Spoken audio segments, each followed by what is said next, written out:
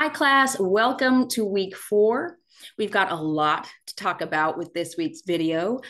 We're going to do an exercise related to what you should have read in chapter 4, where you talk about figuring out your topic, narrowing it down, determining your specific purpose for your speech, as well as your central idea statement. We're going to be talking about your next speech assignment coming up, the how-to speech with a visual aid. And we're also going to talk a little bit about the any old bag speech that you turned in last week. I'm almost done grading all of them. And so far, I'm really happy to say the vast majority of students made an A or a B on this assignment. So give yourself a pat on the back if you got an A or a B. If you did not, and you're really not sure why you did not get a B or an A, please feel free to email and I'll set up a meeting, either Zoom, Teams, phone, however works for you. I want to make sure you all have all the information you need to do your best work every time. So if you need to, send me an email. I'm happy to work with you. Let's just jump right in. We're going to start with the any old bag speech information. And it's kind of interesting because as soon as I get this up, I'll explain why. Ordinarily, when I teach this class, I'm going to move myself up here real quick. It's in person. And we don't really have to talk about things like composition of your screen. You know, you just stand in the center of the room in front of people and you give a speech. Here, though, we have to think early about how you put yourself on your screen, how you look, how you come across, because this is the way you present all of your speeches. The last class I taught was a hybrid. It met in person sometimes and it met remotely sometimes. So some of my students gave an in-person speech and sometimes they gave a video speech. And we had to kind of go between the two modes there. For you all, I'm only going to get to see you all by video. So right up front, we need to make sure you know exactly how to best present yourself on screen. So with the any old bag speech, this doesn't just pertain to how people appeared on screen, but just the top 5 things that I noticed that got people dinged. When I say dinged, took points off. Some things were a few points, some things were a lot of points. And because this speech had the fewest amount of points allocated to it, you wouldn't get a lot of points taken off if you made one of these problems. But just know going forward, the more points your speech is worth, the more points will come off if you make these same mistakes. Just because I expect after the first speech, hopefully after the second speech, you all are going to be like, okay, we know not to do that anymore. So the top 5 things I noticed that got people dinged on their speeches. Number 5, not looking at the camera. And we did talk about this a bit in our recent video. Now, I want to let people know, people on the screen are not people in our class. They're people I found on YouTube. So if you see these, don't be like, ooh, she's making fun of people. No, I'm not making fun of anyone in our class, but I do need to show you what it looks like because this is what you come across looking like if you make these mistakes. And it does get distracting and it does influence how people understand and perceive the information that you're sharing. So not looking at the camera can involve people who look down at their notes too much. Some people had their notes off to the side and just looking like occasionally over and then back, giving good eye contact, that's not a problem. But people who had their eyes down for the vast majority of the video, you can see this one lady, all you see are eyelids. And you might think, oh, people can see my eyes. No, we see eyelids. And the other fun thing was when last video, I remember telling people, make sure you know exactly where the camera is, either on your phone or on your laptop. For example, my laptop, the tiny little pinhole camera is right there. And that, just picture a tiny little face on it. That's what you're going to look at. You're not going to look to the side of it. You're going to look exactly at it. If we're talking about you using your smartphone, which you absolutely can use to record yourself, remember, like for example, on my phone, and don't notice it is cracked, the camera is right up here. But remember, we always shoot horizontally. So I don't want to look at the center because that's not where the camera is. I want to look here. It's going to be weird.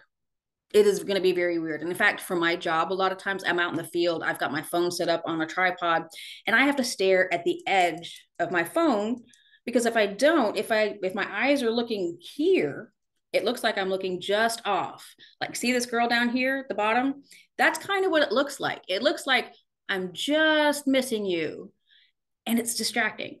So, wherever you are, make sure you know exactly where your camera is.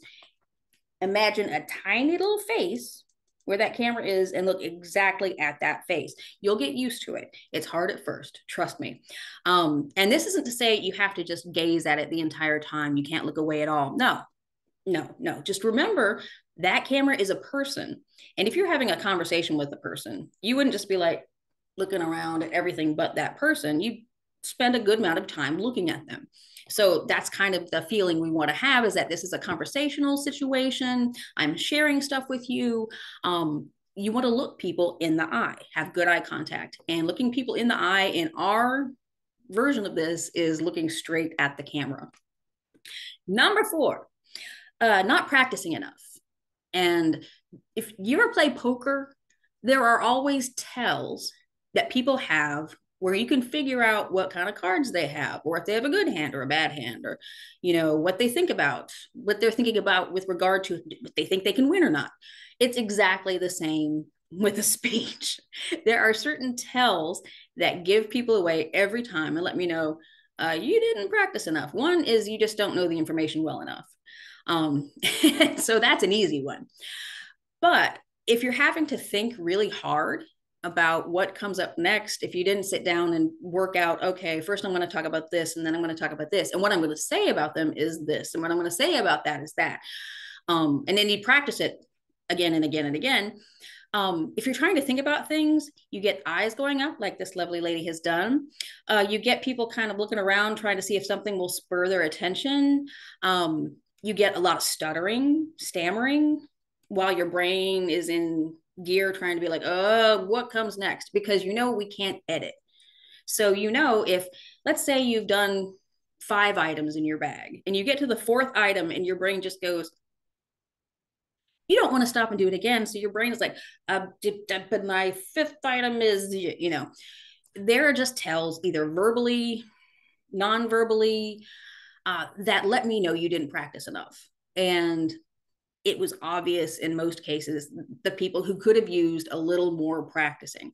So please give yourself time. Schedule the weeks where your assignments are due to give yourself plenty of time to practice ahead of time. The worst thing is when you put things off into the last minute, and then you've got to make a video of yourself and you have to do it again and again and again until you get it right. And that's going to make you nervous and anxious. You're going to think, oh, this will help me get the information going in my brain. No, it's not, because anxiety does not help that way. Oh, it does for me. You know, I do my best work when I'm up against a deadline. You can have that viewpoint, but honestly, it's much better when you know the information so well, you can just turn on the camera and go, okay, the first thing is this, and this is what I'm saying about it. The second thing is this, and this is what I'm saying about it. Being confident or relaxed is way better than being nervous and anxious. That it just is. So, number 3, this gets into the bad screen composition thing. And in most cases, I didn't count off very much for this right now, because I know we haven't really studied it. I only counted off if it was just like a big thing. With this young lady, for example, she's like up against her wall, and you can see she's looking at off from her camera. I'm not sure what she's looking at, but she's not even centered in the shot. It's not like she's holding something up so she would be balanced in the shot. But if you're watching this, you're like, okay, like almost half of her screen is a big bunch of nothing. And she's not even looking at us. We have no good eye contact, but she's looking off. And it's just not a good, you know, if you were taking a picture, this would not be a good picture. You look at it and be like, ooh, if everything's just off a little bit to make it distracting. The gentleman below has cut his head off. We don't do that. We're going to talk about a thing called headspace coming up soon. You want to set up your shot and you want to look at yourself in your shot, you might want to record yourself a little bit and then watch it and see, okay, where am I on the screen? Is this a good composition, or am I unbalanced somehow? And that is absolutely something that if you start doing now, it's going to help you in so many ways going forward. There are so many ways that we share information on screens nowadays. So learning about composition is a valuable skill. Like I said, I didn't count off too much, except if you cut your head off or it was just so jarring because you were way over here or you were way down here. You know, if you're like, hi, I'm doing my speech right now, you're not in a pleasing balance on the screen, basically. So number 2 is recording with vertical orientation. This made me so sad.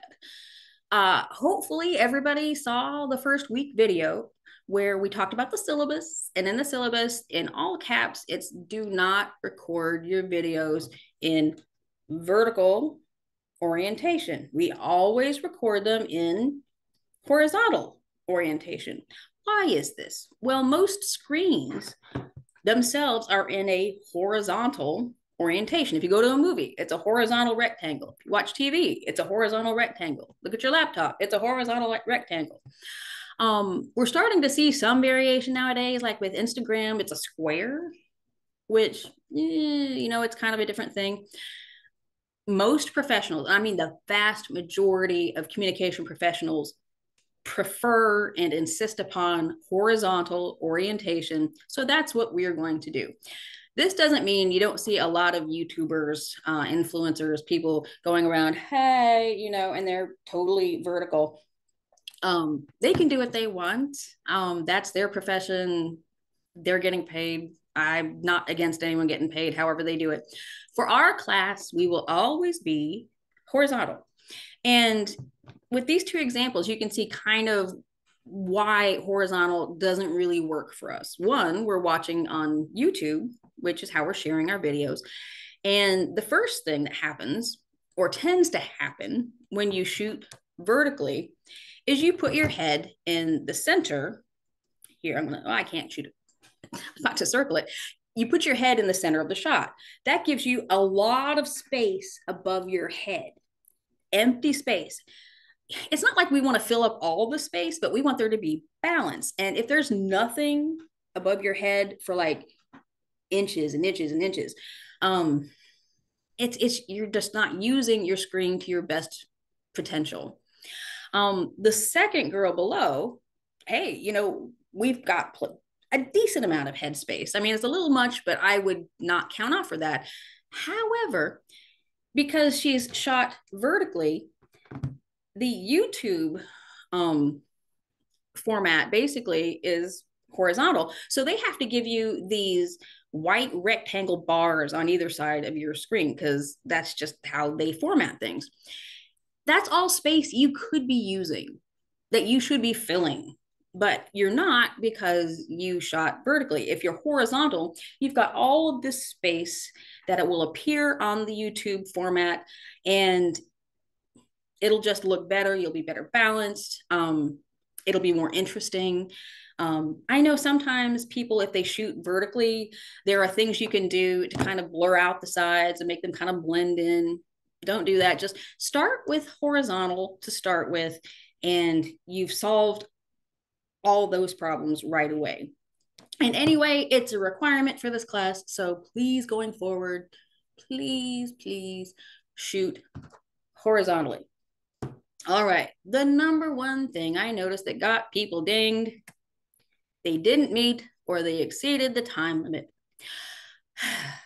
Speech time limits are an interesting thing because basically there really isn't a situation when you're giving a speech.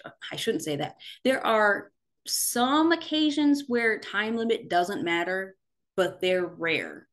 Like if you're in front of an army and you're kind of rousing people up, okay, there's no time limit there, but how often are you going to be doing that? Rarely. In most public speaking situations, you will have a time limit. If you're a journalist, there's always a time limit. If you're going to stand up in front of a group and speak, they will always tell you, you'll have 5 to 10 minutes to speak, or you'll have 15 to 20 minutes to speak, and then there will be 10 minutes for Q&A. They will give you a time limit. If you don't fill that time, or if you go long, you are disrespecting the rest of that schedule. That's just it. Some people can get away with it. Like if the president and we're like, oh, Mr. President, we just want you to speak. It's just such an honor that you're the president speaking. And honor, usually they don't like to go long anyway, unless they're giving an address. So if they're just speaking to a group, sometimes they can be long, sometimes they can be short, but even a long time. For a lot of things, presidents are given time limits just because nobody wants to listen to a 2-hour long speech. But if you're not given a time limit, just still be cognizant of people's time, that, after a certain amount of time, things tend to get long. So if someone tells you, we need you to speak for 5 to 10 minutes, make it at least 5 minutes, but not longer than 10. And how are you going to know? You're going to practice. Because if you time yourself, and my phone certainly has a stopwatch on it, you can use a clock with a minute hand or a watch with a minute hand. You can use a lot of things to time yourself. And if you're practicing and you're timing yourself, there's no reason you shouldn't know, okay, I don't have enough stuff, or I have too much stuff, I'm going long. You can see this guy, the first guy right below me, he's got his whole video is 2 minutes and 6 seconds long. If you had a 3 to 4 minute speech like ours was, I could just look at that right away and go, oh, it's short. There's no way this is going to meet that 3 minutes. So, okay. And timing is always something I'm going to ding hard on, because it shows blatant disrespect. The guy below, 7 minutes and 39 seconds. So if you had the 3 to 4 minute speech time limit, and if I look and I automatically look and I'm like 7 minutes and 39 seconds, I'm like, well, that's not just going over the time limit like a little bit, like 5-10 seconds, even a minute. That's like minutes over. It means you really didn't practice, because if you had, you would have known, hopefully you would have timed your speech, that it was too long, and you'd have to really start cutting stuff to make it fit your timeline. So that's the number one thing that really got people points off, was not hitting that 3 to 4 minute time limit. And I did mention that in the first video. So if you need to go back and watch it and make sure those reminders about the way we're going to do things are still fresh in your head. For every speech assignment, there will be a time limit. You have to meet a minimum amount of time, but don't go over the maximum amount of time. And it is kind of an interesting tightrock. You're gonna have to figure out, like, what kind of things do I want to include? Do I have to include? What kind of things do I not want to include? What kind of things can I cut? Some facts, I've written speeches before where I had some really cool details. I thought, this really kind of colors up what I'm talking about. But the speech got long and I had to cut out some of the nice stuff that I liked, and it made me sad, but it didn't really fit within the time limit in an effective speech. So this is just part of editing. It's part of public speaking. It's part of communication in general. Time limits are a thing, and I will always be looking at them. All right. So there's one thing that I won't ding you on, but it is important. So if you can do this, you will make me so happy. And I think almost everybody did this. There might have been one or two who didn't, but it's just kind of a respect thing, basically, or it makes things nicer. I'll just say that. When you finish talking, after you say, thank you very much, you need to hold your ending. Just hold still for a second and then lean over and stop your recording. Otherwise, you get an ending that's like, well, today, I hope you learned a lot about snails and their life cycles. Maybe someday, after you do some research, maybe you'll find snails as interesting as I do. Thank you very much. And then they dive right in and turn it off. So no sooner than they say thank you very much, than they're already turning it off. And I get it. You're like thinking to yourself, oh my God, thank God I've made it to the end. Let's just turn this off before a catastrophe can happen and I have to do it again. I get it. However, if you're cutting your own self off at the end so you can turn the video off so quickly, it's jarring. So what you want to do is something like, so I hope you learned a lot about the life cycle of snails. Maybe someday you can do some research, go out, look at some snails in your own garden, and you'll find them as interesting as I do. Thank you very much. You're going to hold for a second. Then you turn it off. Why? It just gives us that extra breath where we go, okay, it's over. Instead of, thank you very much, click. It's just jarring. So just something to think about. I won't take off, but just know you're making me go, whenever you do that. And I don't like to go, see this young lady? She smiled politely after she said, thank you, gave a second, turned off her video. See, look, she's at 4:04, smile, 4 and 5 seconds, done. Gave it an extra second. I give that a thumbs up. All right. We're going to talk a little bit about screen composition. And like I said before, this is something ordinarily we would not talk about at this point in the class. However, because you all have to think about this early on, because all of your speeches are going to be shown on screens, we might as well start thinking about it now and seeing how we can make your shots, how you appear on your screen, look awesome.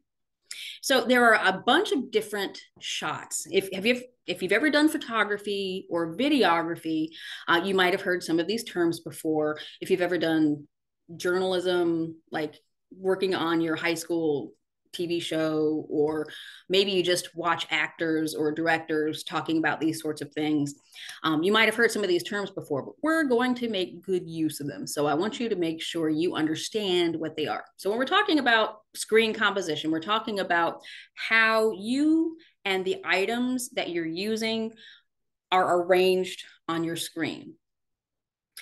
The first most basic kind of composition that involves a person on a screen is called the head and shoulder shot.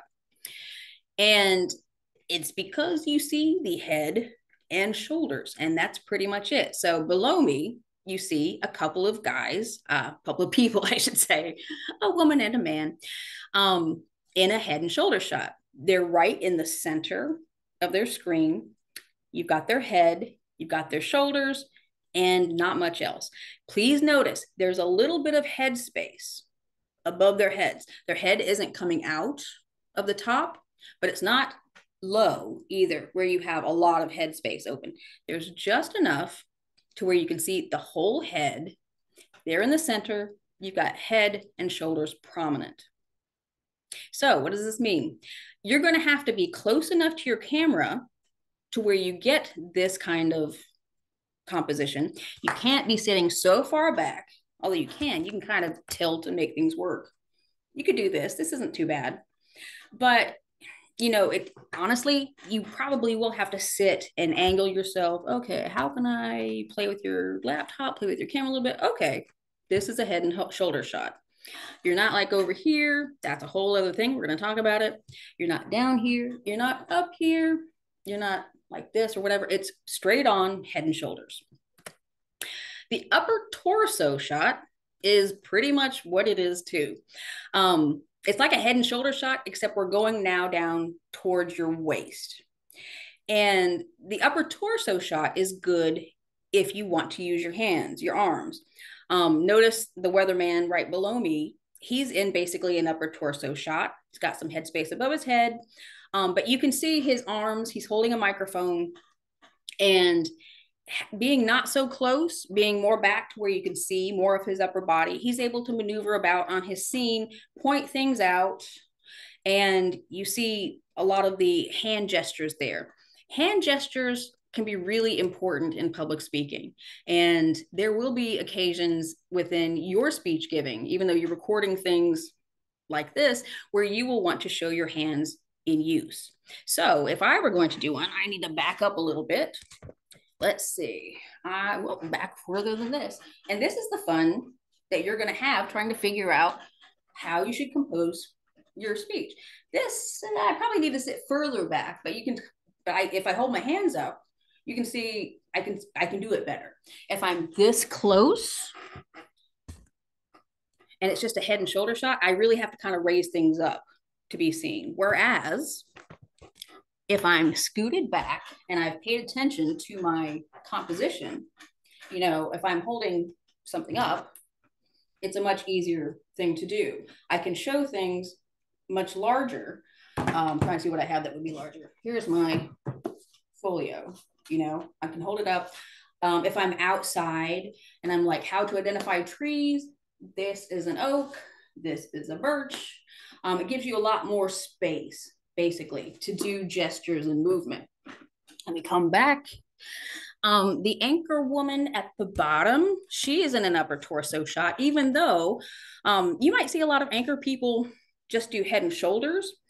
You're starting to see more upper torso shots from anchors because people kind of like more movement from people nowadays. We're starting to see a lot more anchors kind of using their hand gestures, being less, you know, the old style anchor where they don't move a lot. We want to see people more personable, and an upper torso shot allows you to do that more easily. All right. So an upper torso shot, when you have a visual aid, I kind of touched on that in the last screen a little bit, the last slide.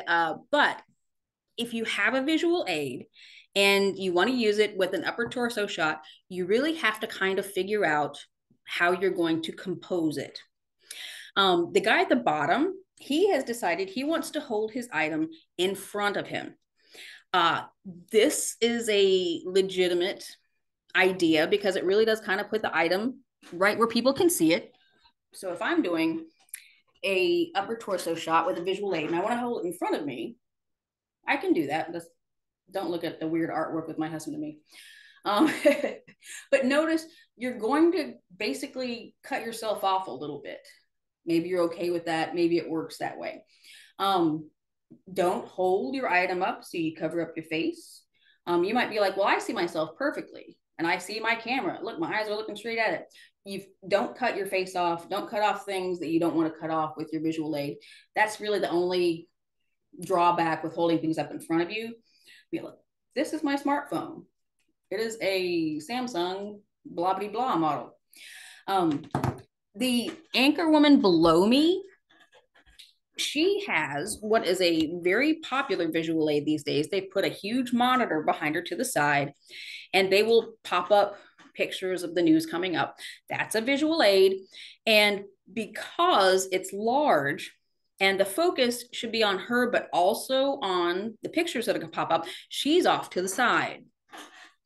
And so if you're going to have like a big poster and you want to talk about the information on your poster, if you have a very large blow up photo, you probably don't want to be like, if it's this big, basically, you don't want to be in the center because look, everything is skewed this direction.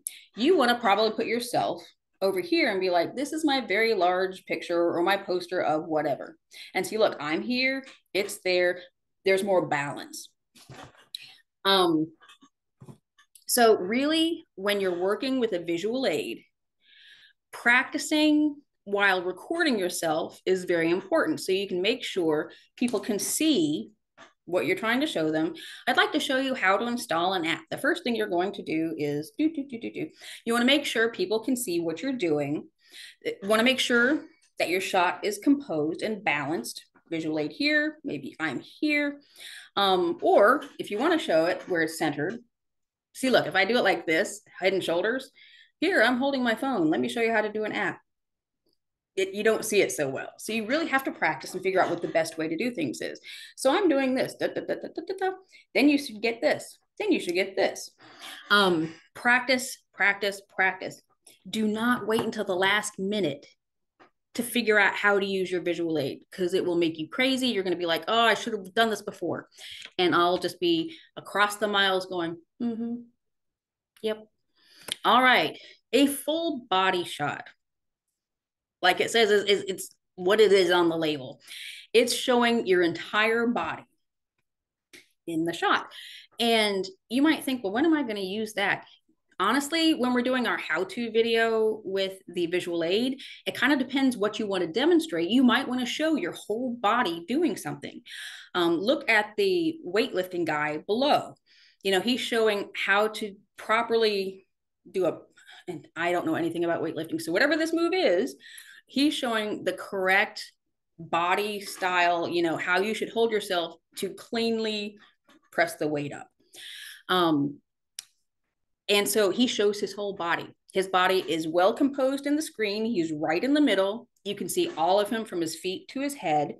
And he's also composed it so that, remember I talked to you about needing headspace? He has headspace, but if he lifts his weights up, if he has made his head like close like this, lifts the weights up, you're not going to see them. So he has composed himself. He's put himself back in the shot. So you can see, even when he lifts up the weights, you can see the whole thing. So he's thought about this in advance, and it's awesome. The woman who's in the news studio, she's full body because she and that young girl next to her are going to do a demonstration that involves that step up weird thing and the hula hoop. And so you can get the full view of what she's doing. The camera is pulled back, so you get full body of both of them as they use the hula hoop and whatever that rolling thing is. So if you have something you're demonstrating and it's an activity where your body is needed, the whole body all at once, it could be a lot of things. You want to demonstrate a dance, you want to demonstrate a sports technique, you want to demonstrate how to walk properly, to be a model, maybe. You want to show your whole body. This, you would use a full body shot. You still have to compose it. There might be times when being off to the side is preferable. If there's someone that is a visual aid for you, and a person can be a visual aid, you might have them on one side of the screen and you're on the other side of the screen and you're both full body. Maybe the person is lying down on a bed and you are showing, you know, how to turn people over if you're in a healthcare situation. You are full body, they might be lying down full body in a different way. You have to figure out how to place them and yourself in the screen so we see everything we're supposed to and we get the best possible view. Okay, so we've talked about over the shoulder shots, upper torso shots, torso shots with the visual aid, full body shots. Play around with these. See, look, I'm not even going to edit these because I know how much fun they are to have just one take. I get it. Play around with the screen composition as you practice your speeches and see how things look more balanced. What looks better? You know, do I do this in a head and shoulder shot? Do I need my full torso? If I'm demonstrating, do I need my full torso or do I need my whole body? Maybe you can demonstrate something just head and shoulders. Who knows? Just play with it and make yourself look to your best advantage. All right. Whew, that was a lot of stuff leading up to what we're studying this week, Chapter 4, Developing Topics. And you will do this, honestly, for every speech you ever write, hopefully. There won't be a lot of occasions when you have to pick a topic out of the air. A lot of times, if someone needs you to give a speech, they'll tell you the topic. Here's what we want you to speak about. We want you to speak about the numbers regarding the shipments as they're coming in from China, or whatever your business is, you will probably know what you need to present about. In our class, though, and sometimes in life, you will have an occasion where people go, you get to pick. And so we're going to use these exercises to, one, pick your topics, but you can use these a lot of times, even if someone gives you your topic. You might need to focus it. You might need to narrow it. You will always need to know, though, your general purpose, your general topic versus your specific topic, which it doesn't go into too much detail in the chapter about, but we're going to talk about that a little bit. Your specific purpose for your speech, and then your central idea statement. Now, reading the chapter, I'm not going to go over these too much because you should have read it. But we're going to do an exercise that I always do when I'm trying to develop a speech, as if I were going to do a speech for this class. So the first thing we have to know is what our purposes are. And if you read the chapter, they are generally, we want to inform, we want to entertain, we want to persuade. Those are the big three. A how-to speech is ultimately an informative speech. You are informing the audience of how to do something. That's information. So our general purpose for our how to speech is going to be to inform. That is as general as it gets. What are we wanting to do with this speech? We want to inform. That's as basic as it gets. So then, okay, we have to figure out what our general topic is. And this is where a lot of people get bogged down. They spend way too much time. Don't spend too much time. Figure it out, narrow it down, and that's what we're going to do right here. But then stick to it. Because if you spend too much time, oh, I don't know what my topic should be. Should it be this? And how am I going to narrow it down? Da, da, da. You're taking away time where you could be writing it, practicing it, getting it recorded well. Just pick something good that you're going to like and run with that. So when you're picking your general topic, you're going to brainstorm. And before I turned on my camera today, I did some quick brainstorming. If I were going to do a how-to speech and I needed visual aids, what would I be interested in? And I came up with like 9 things right off the bat. You should probably come up with more than this, but these are the things I thought about. Okay, I like baking. I like dancing. I used to dance a lot. I love cameras. I collect them. I like teaching. I like photography. I still do it a lot. I love sound recording. I started my own podcast recently. I love kitties. I like foster parenting. My husband and I are foster parents. I really like social media. It's a huge part of my job. So these are all very general though. And I have to figure out, okay, if I'm going to do a speech in front of students, which things are you going to be interested in and what can I have more fun with? If you're going to do a speech, you might as well have fun with it. So what can I have some fun with? I'm going to like doing it. People aren't going to mind watching it, So I'm probably not going to do teaching because it's kind of repetitive. If I was doing a teaching speech in front of y'all, you'd be like bored. Foster parenting, I don't know if y'all are interested in that kind of thing. You could be. I don't know. Maybe I saved that for a different speech. Plus, what kind of, I guess I could think of visual aids. I can't have kids, so that would be weird. So I'm cutting that one out. Sound recording is cool. Photography, honestly, the stuff I have the most of, and I do it all the time, is baking. So out of all these things, I think I'm going to choose baking. So how to bake. I can't do a speech on how to bake. There are an infinite number of things that I could speak about regarding baking. The whole topic of baking, you could write books about, and they have. So baking is too broad. There's too much I could talk about. I have to narrow it down. So, okay, if I'm talking about how to bake, how do I narrow this down? Okay, brainstorming again. I'm thinking of cookies, how to do easy cleanup after you bake. I could do something on cakes. I could talk about decorating. I could talk about the proper way to use an oven, choosing pans to use, because it really kind of depends on the pans you use sometimes. How to find good recipes in baking, how to change recipes you find to kind of make them more personal to you, make your more taste. That could be fun. I do love pies. Once again, these are still very broad, but which are jumping out to me. Choosing pans, unless you're like already some kind of interesting. If you're already interested in baking, then choosing pans might be interesting, or an oven. But if you're not into baking, finding recipes, that could be cool. Decorating, pie. You know what? I love pies, and people always look at cookies or cakes as the main things to bake. Pies, I think, really need to come back. I'm going to stick to pies. Okay, pies still too broad. People could write books about pies, and they have. So I still need to narrow my topic. These are the things I thought of. So we could talk about cream pies, fruit pies, hand pies, how to make all of them, how to make crust. by itself, just without the rest of the stuff. How to avoid problems when you're making a pie. How to make mini pies. They're so cute. How to decorate pies. They're not just, two crusts smushed around stuff. How to tell when a pie is really done. That actually is an interesting skill to learn. And meat pies are such a big thing, especially if you're in Europe. So we're narrowing. We've gone from baking to pie. Now we're trying to figure out, we're narrowing some more. And,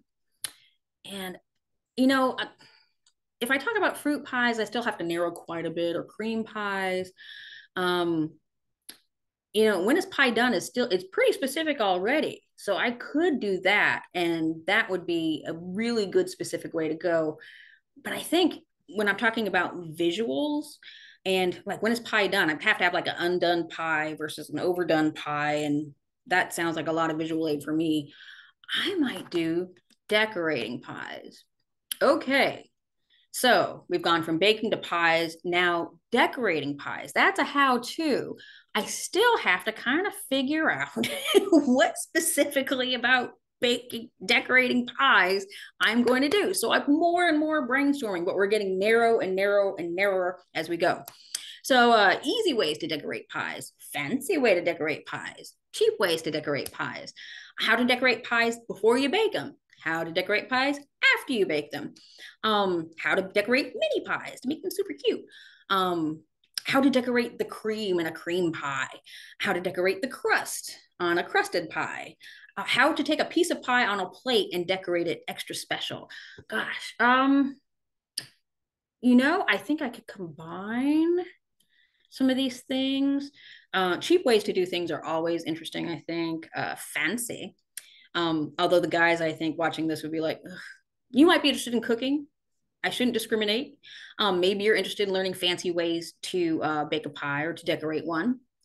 So I think what I'm going to do is I'm going to take a couple of those things and make something really specific. So we started with my general topic, baking.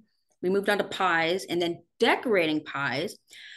And my specific topic, I think I'm going to do, after going through all of that process, is going to be an easy ways. That's bad grammar. I can't believe I put that there. I need to take that S off. I do know an easy way to decorate pie crust. That's simple to do. It's got a few steps to it. I can do it in 3 to 4 minutes. I've got all the things I need for a visual aid. Bang, that is my specific topic. Take the S off, pretend like you didn't see that. So an easy way to decorate pie crust is going to be my specific topic. Now, you might be like, really? Is that your specific topic? Honestly, nobody is going to see this. You're not ever going to stand up and go, my specific topic for this speech is...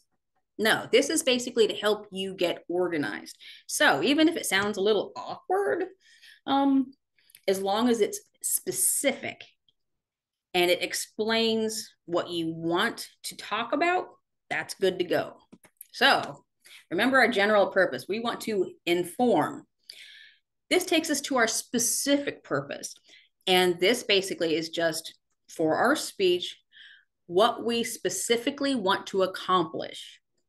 So knowing what my specific topic is, my specific purpose is, and remember, it always starts with that infinitive verb phrase, to inform or to persuade or to entertain, to inform my audience, to inform who, my audience, how to easily decorate their pie crusts.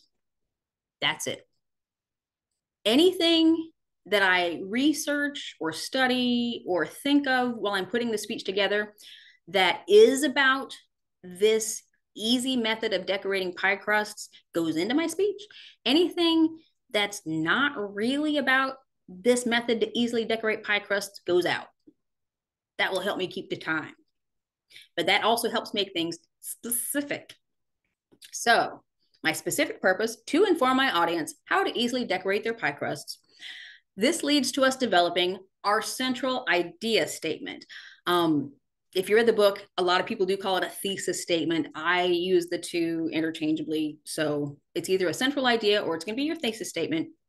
It's what your speech is going to be about in one sentence. So if I asked you, What is your speech about?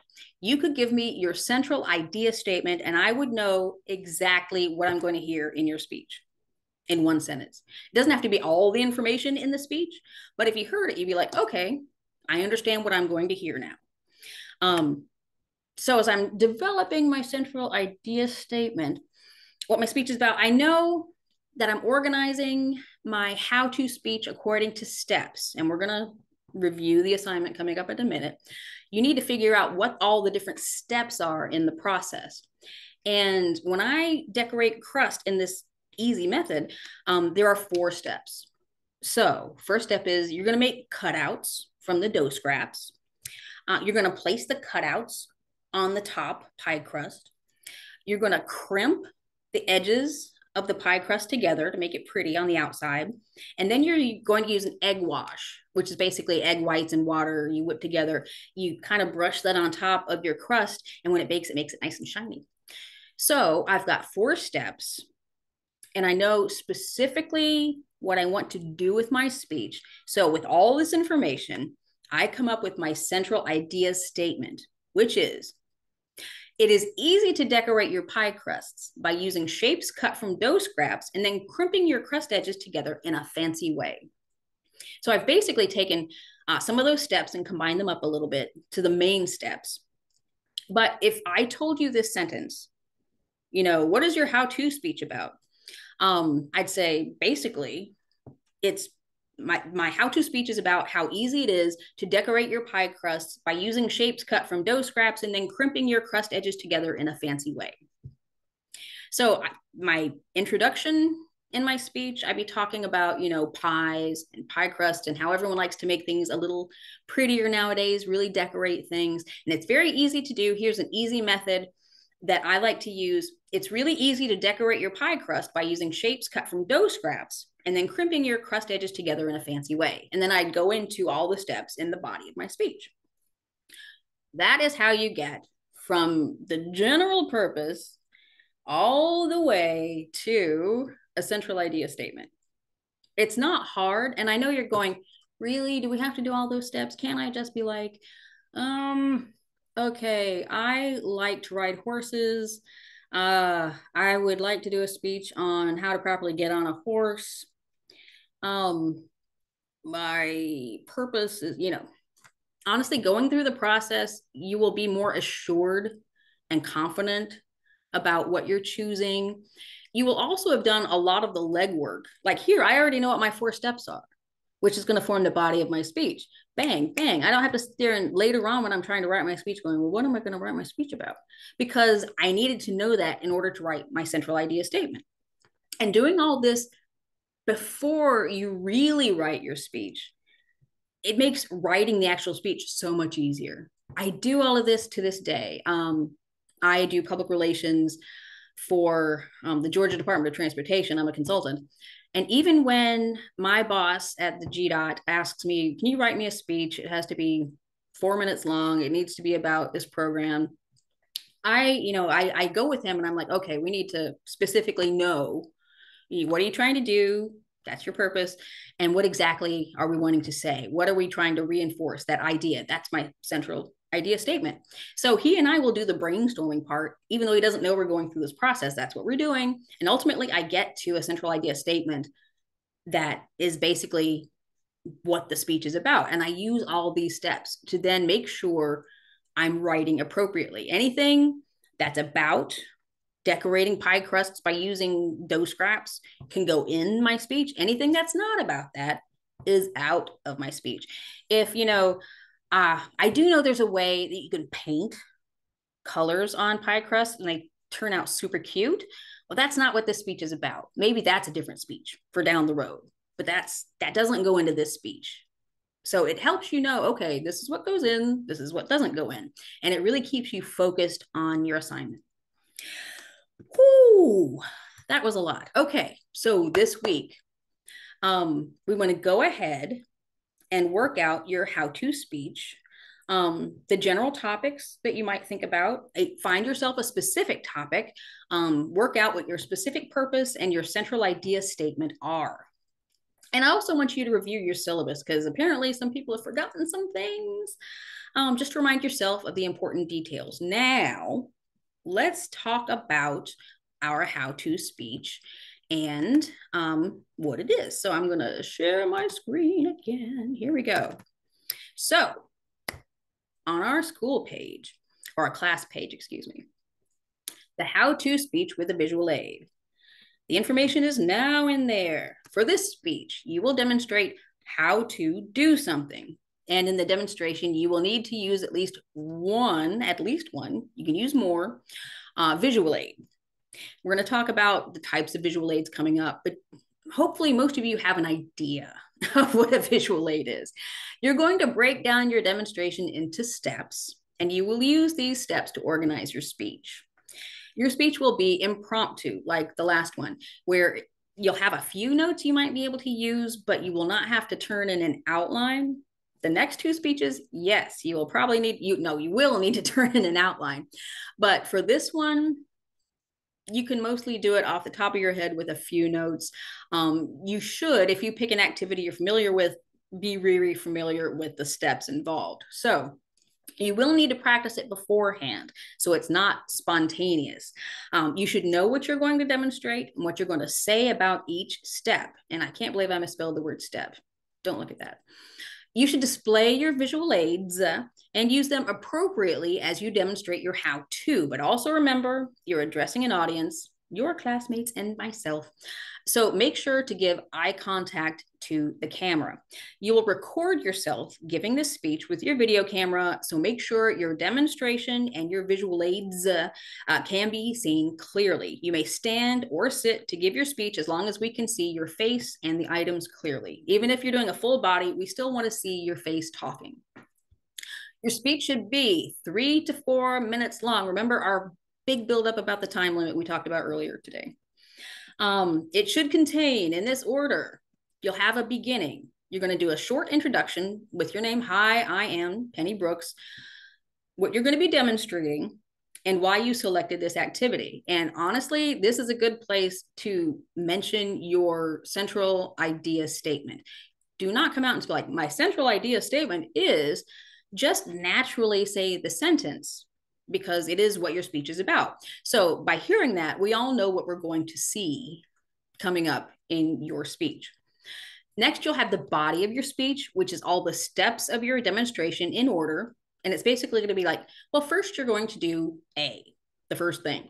Next, you're going to do B, which is the second thing. After that, you'll do C, you'll do D, for as many steps as you have until you reach the end of the process. Then you'll have a conclusion.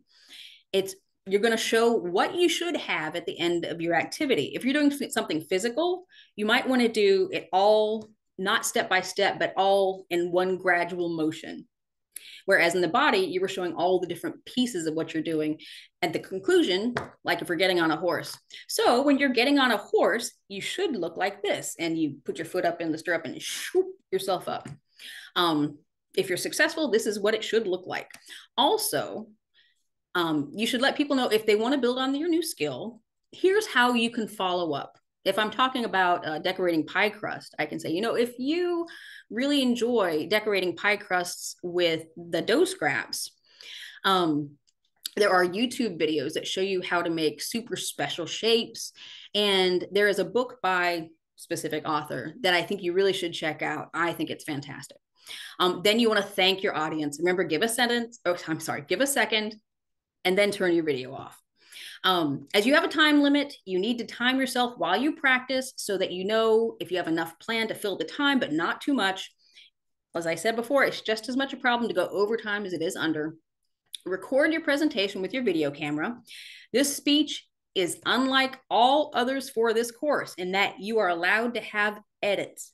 If the steps that you're doing, you need to show different angles of what you're doing. So for example, if I wanted to show some small details of how I'm cutting out the pie dough, I might angle the camera and shoot some extra shots of me cutting out just the pie dough, where you see my hands, but you hear my voice.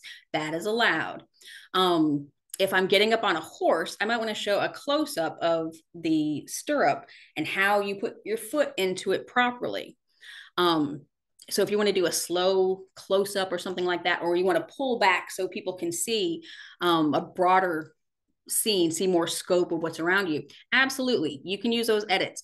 If you do edit your video, and you don't have to, you will have to work out the editing yourself, because there are so many different types of editing software. Some phones have their own. You might have Adobe Premiere Pro, you might have Final Cut Pro, you might have a whole bunch of other things. I don't know all of them. So if you call me and go, how do I use this editing software? I might just be like, I don't know. I'm not familiar with that one. I'm familiar with a bunch, but not all. So if you want to edit, you might find a student who already knows how to edit. That would be fun. They could show you, or a lot of phones have editing software that's very intuitive. You can also go on YouTube a lot of times and go, how to edit using my model phone. And honestly, you'll probably find something. Once again, you're going to upload your video to your YouTube channel. And when it's uploaded, you will copy the web address for the video. You're going to also do that Word document thing again. You're going to type in your name, our class, how-to speech with visual aid, and then you're going to paste your web address as a link right there in the Word document. You'll save the Word document and submit it through that assignment page by the deadline. Please contact me if you have any questions or concerns. And I have put some links down here to other students' how-to speeches. These are not students at our school, but just some that I thought you might find interesting. Please note, for those speeches, the speakers had other people shoot their video. They were either in class or they were at home.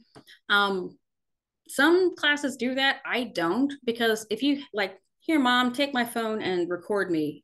You don't know if your mom is going to be shaky, if she's going to put you well in the frame. And you'll see by watching these videos why it's kind of a danger to have somebody else shoot your video. So you will need to find a way to stand it up, to get it still, and to be able to compose yourself in the screen. This is a valuable skill. And if you learn it here, you can use it in a variety of other ways future-wise. So we're learning this now, because it will be actually something, I bet, even if you don't think, I'll never use this again, you totally will. Even if you're just taking pictures of your kids, you'll know, okay, I should compose this in a different way. So I see them with their big award, or them, demonstrating how they learn to tie their shoe or something like that. There's all sorts of reasons to learn good screen composition. So, the assignment is available February 20th. Ooh, gosh, we got days to spend. Haha, not as many as you think. February 24th, just before midnight, is when they need to be turned in. That's a Friday again. Do not wait until the last week before you work on this speech. See how I said it so accidentally? I mean it. All right, let me stop sharing. Whew, that was a long video. Please email me if you have any questions or concerns about anything I've talked about any of the assignments. If you have a problem, the sooner you let me know, the sooner we can work out something, maybe help find a solution, make an accommodation for you. So don't wait until the very last minute to go, oof, this isn't working, I need an accommodation, because something has happened. I tried to do it myself, but let me know as early as possible. And hopefully then you'll have plenty of time to make things work with the accommodation if you need it. Or you might just need more information. You might have trouble. Gosh, here's what I brainstormed, but I still don't know what I should choose. Maybe you need some help with that. I'm happy to help. I read a lot of speeches, and honestly, the brainstorming part can sometimes be the hardest part. Have a good week. I will see you next week, because I don't think you turned anything in this week. Nope. I'll see you next week then. You take care.